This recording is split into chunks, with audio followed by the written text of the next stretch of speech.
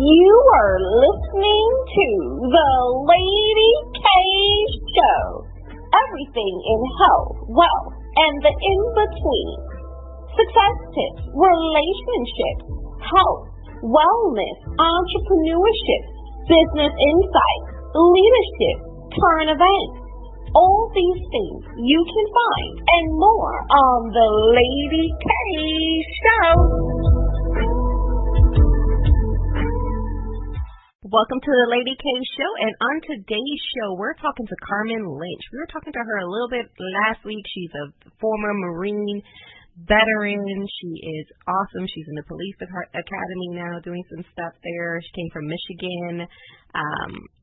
Very good upbringing, just such an amazing woman who persevered throughout her life, married and has a family and has been able to balance her life. And so welcome you to the show, Carmen. Hi, how's it going? Oh, everything is going great. We're so glad to have you back. We're talking a little bit where we left off last week. We were talking about some of the challenges that you've had to overcome just throughout your life. What do you think maybe are the top 3 challenges that has probably transformed you?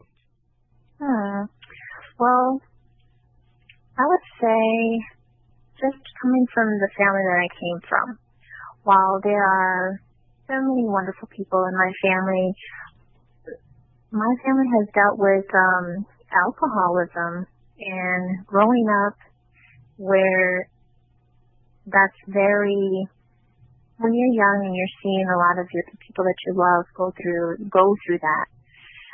And that's kind of the culture of the family that I came from. Everybody had alcohol at the parties, everybody drank. And I just felt that that wasn't for me. And I wanted something better. And I knew that if I ever had a family, if I ever wanted to become successful, it wasn't going to happen in my hometown. I had to get away.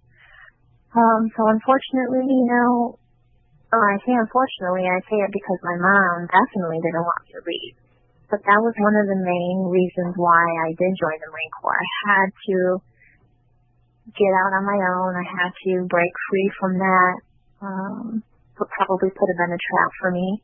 And looking back, it was the right thing to do because there are so many of my family members who suffer from that debilitating disease. There's so many people I know from high school. I mean, it's just not a good thing. So that was a huge challenge in trying to break free from that, which I ended up doing, but it didn't come easy.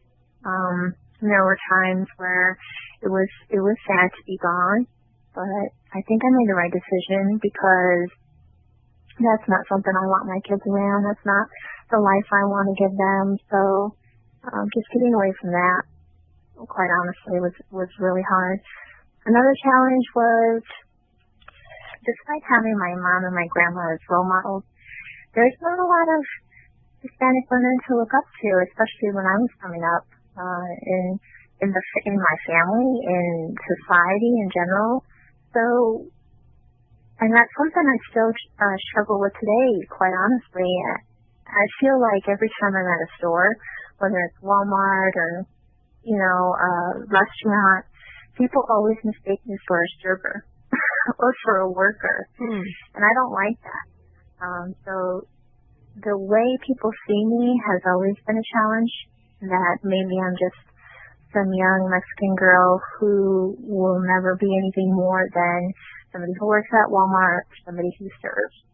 And having to prove that constantly in my life, that, don't judge this book by its cover, because I've done a lot more things than you can even imagine this little Mexican girl doing. So that's been a challenge, and that kind of carries over into being a mom as well. My children are multiracial, so they're very light-skinned, and they have very light-colored hair. And several times, especially when they were even younger than they are now, I got mistaken for being their nanny.